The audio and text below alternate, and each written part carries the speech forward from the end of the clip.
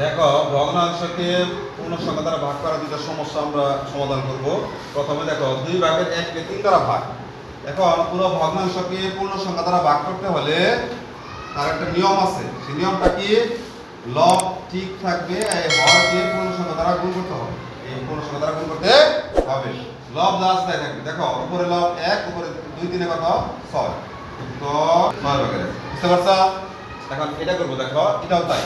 ভগ্নাংশকে পূর্ণ সংখ্যা দ্বারা ভাগ করতে হলে লব যা আছে তাই থাকবে, আর নিচে যে হর 5 আছে, এই 5 কে এই পূর্ণ সংখ্যা 3 দ্বারা কি করব? গুণ করব।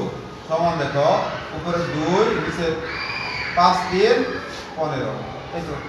বুঝতে পারছো?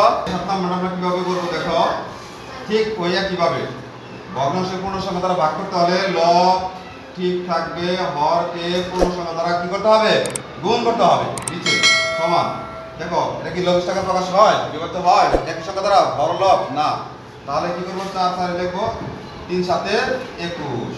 উত্তর এটি। কারণ এটা কি প্রকৃত ভগ্নাংশ, 21 ভাগের 4।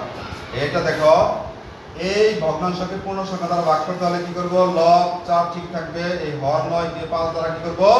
গুণ করব।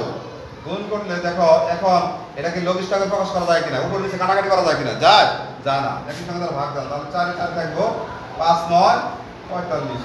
তো 45 ভাগের 4। বুঝতে পারছো? ধন্যবাদ সবাইকে।